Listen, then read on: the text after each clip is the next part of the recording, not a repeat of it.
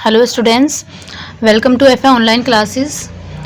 आज हम कक्षा 6 की पाठ्य पुस्तक वसंत में से पाठ 13 में सबसे छोटी हूँ कविता पढ़ेंगे। ये कविता सुमित्रानंद पंत द्वारा रचित की गई है। इसमें ये बताया गया है इस कविता में कि एक छोटी बच्ची किस तरीके से अपनी माँ के प्रति जो उसकी भावनाएं हैं वो व्यक्त बता रही है।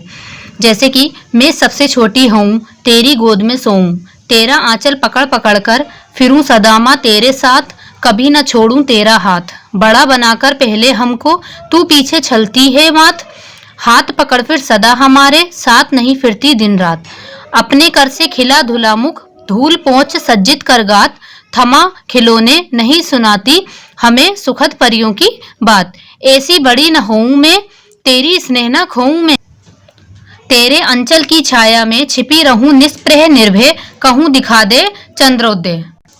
तो इस कविता में ये जो कविता है ये हिंदी भाषा के प्रसिद्ध कवि और साहित्यकार श्री सुमित्रानंद पंत जी के द्वारा लिखी गई है। इसमें कहा गया है कि मैं सबसे छोटी हूँ कविता के पहले पद में बच्ची ये कह रही है कि काश मैं अपनी माँ की सबसे छोटी संतान बनूं, ताकि मैं उनकी गोद में सो सकूं, प्यार से उनका आंचल पकड़कर हमेशा उनके साथ घूमती रहूं।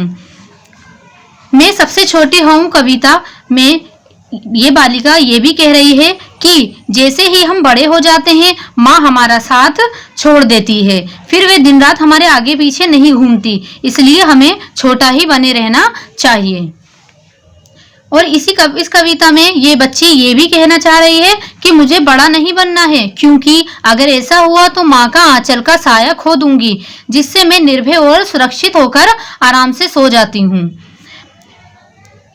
अपनी माँ की सबसे छोटी संतान बनकर रहना चाहती है ये बच्ची, क्योंकि बड़े हो जाने पर इसका साथ माँ से छूट जाता है। जिस तरह छोटे रहने पर माँ हमेशा बच्ची के साथ रहकर समय तथा प्यार देती है, वैसा अब नहीं करती। तो इस कविता में ये बच्ची यही बात कहती है, जैसे कि हम सभी जानते हैं कि जब हम छोटे होते हैं तो हमारी माँ हमारे साथ हमें नहलाना धुलाना, हमें सुलाना, हमें परियों की कहानी सुनाना, अपने हाथ से खाना खिलाना, और हम हमेशा अपनी माँ के आंचल को पकड़ के जहाँ वो जाती है हम उसके साथ घूमते रहते हैं। लेकिन जैसे जैसे हम बड़े होते जाते हैं तो वैसे वैसे ही हमारी माँ का साथ इस तरीके से छूट जाता है कि वो वैसे तो हमारे साथ रहती हैं, लेकिन बस एक ये बात होती है कि ना वो फिर हमें सुलाती रात में कि लो प्यार से कुछ कहानी सुना के सुला रही हैं, हमें अपने हाथों से खिला रही हैं, हम उनके साथ एनी टाइम हमेशा सदा उनके साथ नहीं रह पाते। तो बच्ची यही कहना चाहती है, क्योंकि फिर हम माँ के साथ हमेशा सदा रह नहीं सकते, उनके साथ इधर उधर उनके साथ घूम नहीं सकते। जब हम बड़े हो जाते हैं तो हम अपनी कुछ जिम्मेदारियां हमारी माँ हम पर ही छोड़ देती है कि ये काम हम अपने आप करें, वो भी हमारे ही भले के लिए होता है, ताकि हम भी अपनी जिम्मेदारियां कुछ समझ सकें, अपने आप को हर तरीके से हम तैयार कर सकें। तो इसलिए ये बच्ची यही कहना चाहती है कि मैं अपना जो माँ का जो स्नेह है वो मैं खोना नहीं चाहती, मैं हमेशा छोटी बने रहना चाहती हूँ, ताकि मैं हमेशा अपनी माँ की गोद में सोऊं, जो उसके आंचल में रहकर जो मुझे सुकून मिलता है मैं वो सुकून खोना नहीं चाहती। ठीक है, तो ये इस कहानी में ये चीज बताई गई है। तो इसे अच्छे से आप फिर एक बार पढ़ेंगे, खुद समझेंगे तो आपको भी बहुत अच्छी लगेगी ये कहानी, क्योंकि ये हम लोगों के ऊपर बहुत ज्यादा मतलब होती है कि क्योंकि हम अगर ये देखें तो ये बात हकीकत है कि हाँ हम नहीं उस तरीके से अपनी माँ के साथ रह पाते बड़े होके। तो इसलिए इस कविता में ये बच्ची सारी अपनी भावनाएं अपनी माँ के लिए जो सोचती है, वो जो बातें वो सारी अपनी वो माँ के लिए बता रही है कि मैं ऐसे ऐसे छोटा रहना चाहती हूँ अपनी माँ के पास, मुझे बड़ा नहीं बनना। ठीक है, तो अब आप इस कहानी को पढ़िएगा और इसे अच्छे से समझिएगा, आपको भी इंटरेस्टिंग लगेगी ये कहानी, मैं सबसे छोटी हूँ। ठीक है, अब हम होमवर्क देखते हैं। तो इस कविता में सबसे पहले क्वेश्चंस दे रखे हैं। प्रश्न उत्तर, कविता में सबसे छोटे होने की कल्पना क्यों की गई है? दूसरा, कविता में ऐसी बड़ी ना हूं मैं क्यों कहा गया, क्या तुम भी हमेशा छोटे रहना पसंद करोगे? और तीसरा, आशय स्पष्ट करना है, हाथ पकड़कर फिर सदा हमारे साथ नहीं फिरती दिन रात। ठीक है, चौथा क्वेश्चन जो है ये ओमिट है।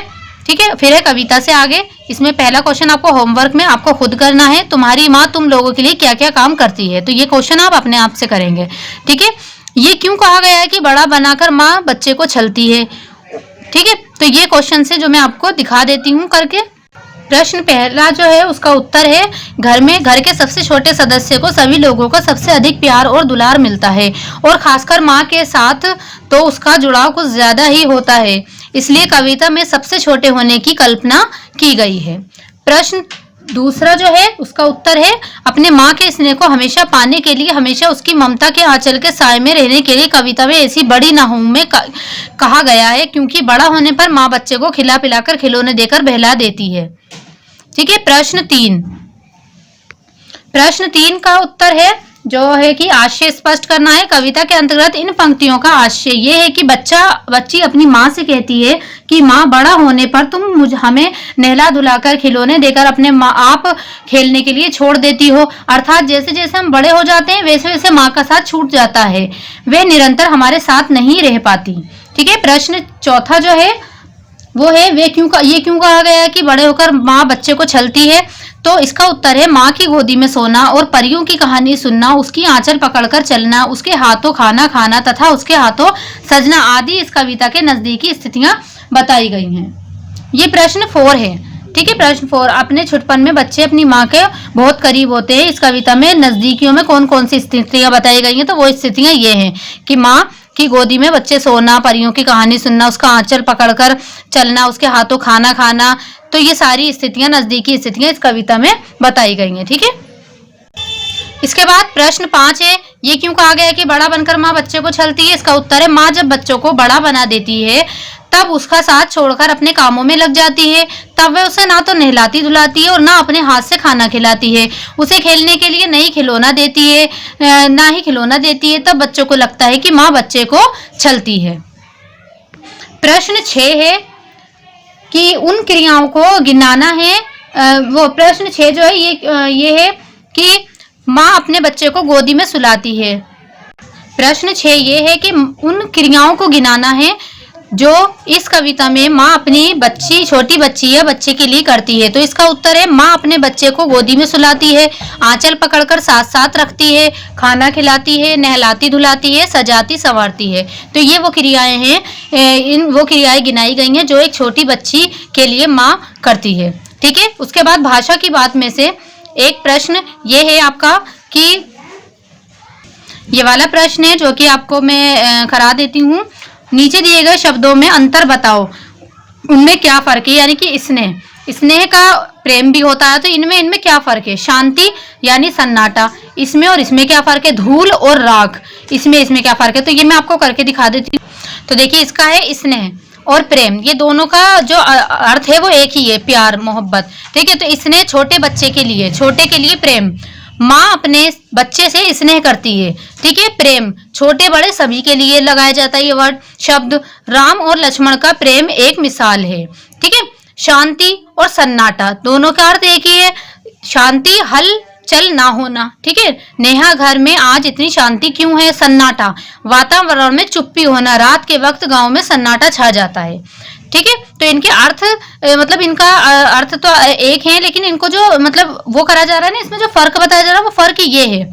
ठीक है। अब धूल और राख, धूल मिट्टी, चारों तरफ धूल से प्रदूषण फैल रहा है। राख लकड़ी या कोयले जलने के बाद पदार्थ राख कोयले से बचा पदार्थ राख कोयले से बनता है। ठीक है। तो ये है, तो ये भाषा की बात में से एक क्वेश्चन था जो कि मैंने आपको करके दिखा दिया, जिसमें से 3 मैंने करके दिखा दिया। उसके बराबर में जो दे रखे हैं ये मैंने आपको करके दिखा दिया। गृह निधन समान, ये वाला आपको होमवर्क में खुद करना है। ठीक है। जैसे मैंने ये करवाया उसी तरीके से ये होगा, तो आपको ये अपना होमवर्क में करना है। ठीक है। तो ये वर्क आपका यहाँ पे कंप्लीट होता है। जैसे कि अब ये है, ये आपको होमवर्क में खुद करना है। ठीक है। कविता में दिन रात शब्द आया है। ठीक है। दिन रात का विलोम शब्द है।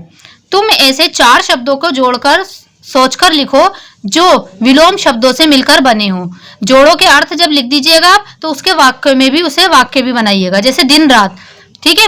और आदमी, सुबह शाम। ठीक है। लड़का लड़की, इस तरीके से ये इनका विलोम शब्द होते हैं। लड़के का लड़की, दिन का रात। ठीक है। और सुबह का शाम, अंधेरे का उजाला। तो इस तरीके से आपको शब्द बना के लिखने हैं और फिर उनको वाक्य में प्रयोग करना है। ठीक है। तो ये आपका होमवर्क में है। तो ये चैप्टर आपका ये पार्ट यहाँ पर कंप्लीट होता है question answer and other work के साथ और ग्रामर वर्क के साथ। ये वर्क आपको अपने ग्रामर में करना है ये दोनों, और बाकी प्रश्न उत्तर वो जो करवाए हैं मैंने आपको वो आपको अपनी नोटबुक में करना है। तो ठीक है, ये आप होमवर्क अपना नोट कर लीजिए कि आपको ये सारा वर्क अपनी नोटबुक में नोट करना है। ठीक है, और इस वीडियो को अच्छे से देखिएगा और समझिएगा कि इसमें क्या बात कही गई है एक बच्चे की तरफ से। ठीक है, थैंक यू।